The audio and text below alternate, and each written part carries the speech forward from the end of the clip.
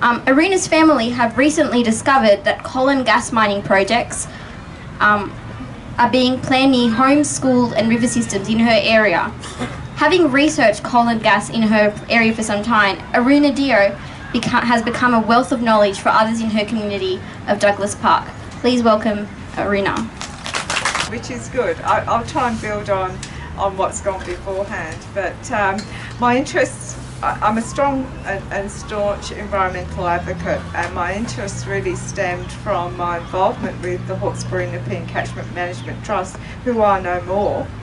And I believe Julie was heavily involved with that group as well, if not employed by them.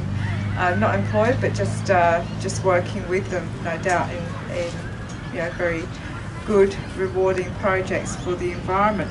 But I was really keen on looking at the impact of development in a high growth area, Narellan, and particularly the impacts on Narellan Creek, which was a natural tributary, still is, although it has been transformed somewhat as a result of the extensive development, suburban and commercial. You're familiar with Smeaton Grange and that area, the natural channels that feed into the Hawkesbury Nepean and ultimately into the catchments, that groundwater all has been heavily pressurised, stressed by the development, let alone the mining, that is a cumulative environmental impact upon the river systems, the land, the air, every dimension that you could possibly speak of, and the communities, not last and definitely not least in the area.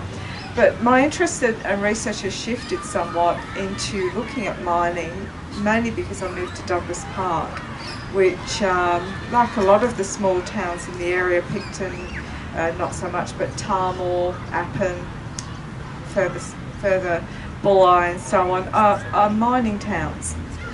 And you could argue that development of those towns has resulted as a consequence of mining. So yes, we can say that financially and economically, mining has contributed a lot to the area, and it continues to do so with $11 billion annually being generated and lots of jobs, etc. But at what real costs? The real costs aren't acknowledged. It's easy to acknowledge the economic costs because we can, they're reported on quite easily by the politicians, the bureaucrats and the companies. But the real costs are to the environment that are difficult to obtain absolute values for, to the families, to the communities, to the health and detriment of individuals and no doubt the generations to come. And so that's why my interest has focused, well, I suppose extended to communities, and in particular the communities directly impacted by longwall mining. So I will talk a little bit about longwall mining, which you've learnt a lot more about from Julie in terms of the panels extracted, the subsidence, and that's all underground. There are 60 or so mines, 29 of which are underground. They are extensive. There are new mining leases, new mining leases and licenses granted all the time for this work to continue. So yes, there's the EPA, yes, the government acknowledges the damage. However, they still approve, they still grant, they still turn a blind eye to the real costs, which there is no substantive research undertaken to establish what the ramifications of all of this will be for our future. And if nationally and internationally we focus on sustainability and sustainable development, how sustainable is this practice?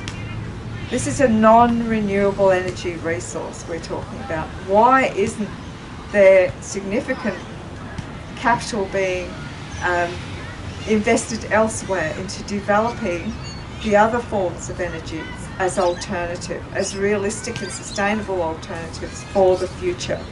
We see lip service only. We do not see financial backing. We do not see companies being being given tax incentives or grants, and if they are, they're nominal in comparison.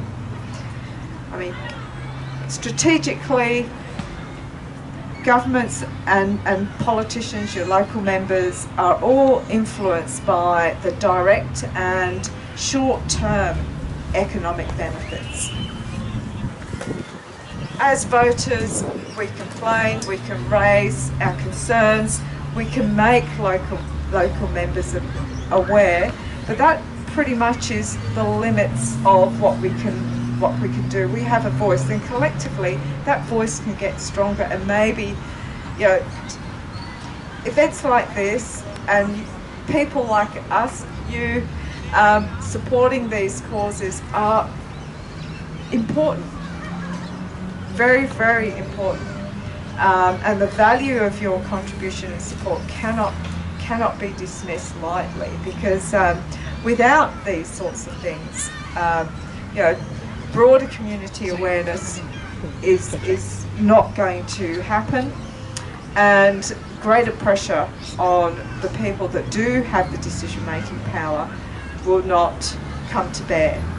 So, I take my hat off to everyone here, and again, it's a shame, despite the weather, we didn't have a bigger turnout, but word of mouth will spread, and I think that, that's a real benefit of days like this, and getting everybody of like minds together.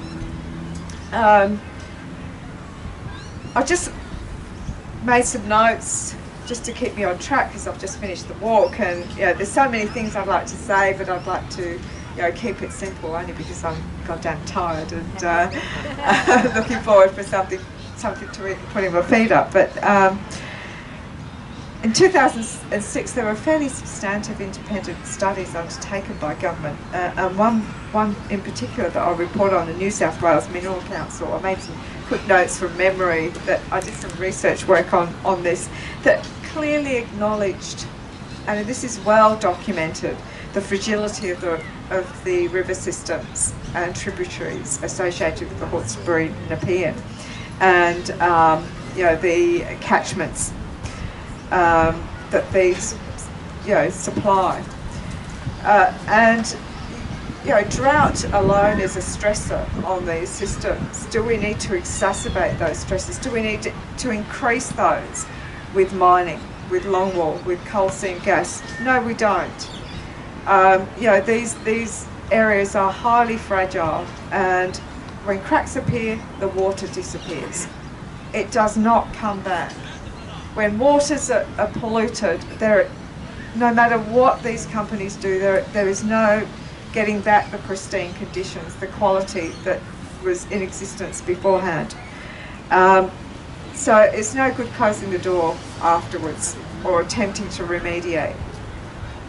Ineffectual completely. The government responds by contributing grants for further research, recognition, acknowledging they're aware of the longwall mining.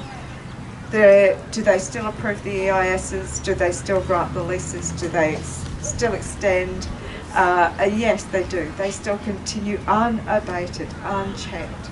So there's a real conflict there between what is preached and what in reality is practiced, and I think that is of a major concern. And maybe that $11 billion per annum economic input, and 30% of all of New South Wales exports being from coal, I mean, that is maybe all just way too attractive from them. And again, I reiterate, at what environmental cost. Interestingly, the EPA, here is a statement from the EPA.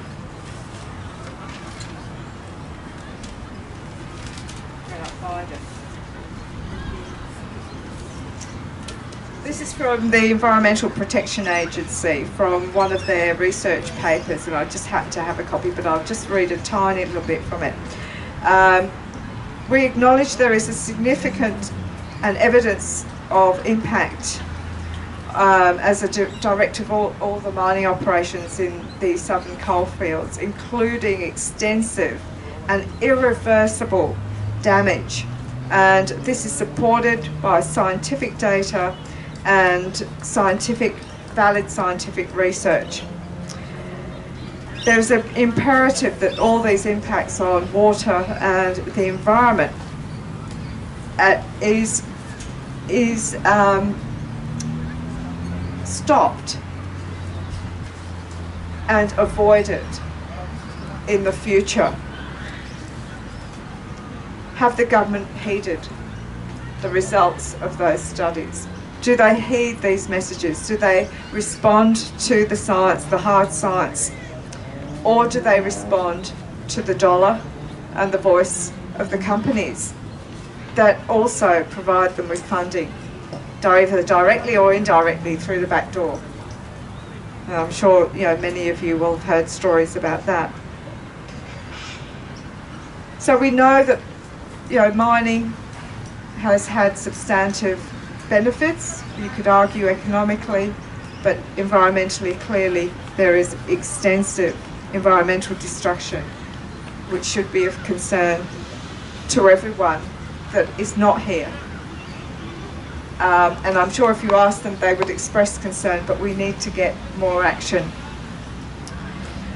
It is the underrepresented communities that have emerged as a result of this mining that have a very little voice against these big mining companies. And now I live in Douglas Park, and one of the surface impacts, let alone the gas wells and the stacks and what we can see, there are massive, great big power generating plants that use the methane that is extracted in conjunction with the coal. So the coal in these coal bed seams is the gaseous type of coal that you can have anywhere. And that gas is potentially what the mining companies report as waste gas, but we can use it. We can use it to minimise, that's how they sell it, to minimise environmental impact. But what do? They either flare it, they burn it, convert it into carbon dioxide and water. Where does it go? Into the atmosphere. Or they use it for power generation. What do they do with the power? Does that benefit the community? No, it goes back into their hip pockets as profit. There are two small power plants at Mount Hannon and Tower. Julie will correct me if I'm wrong. Mount Hannon and Tower. Appin West and Tower. Not at Mount Hannon, sorry, Appin West and Appin East and Tower, is that right? Yeah, Appin Tower is now called Appin West. Oh, okay. All right, those two, they're going to be decommissioned, too small. What they want to do is build a big mega plant using the same technology, using the same energy that company developers that they sell the energy onto, Energy Development, EDL, in Douglas Park. Where? Right, within 1 kilometre of the public school, primary school. Douglas Park, if anyone has driven through it, is a small valley. It is a trap for any air pollutants, particulates, and in certain climatic conditions, there's a haze, there's a low-lying cloud. If that goes ahead, it is going to represent a disaster for our community. So that's the fight I'm sort of up against, and me as a representative today of the Douglas Park community, we're up against in the future. But that is only one of the many in this region that have all stemmed from mining or impacts as a result of mining. So again, lastly, I'll say thank you for taking the time to support this, day, and you know, and I hope you continue to be engaged, and we need to carry this message forward and onwards.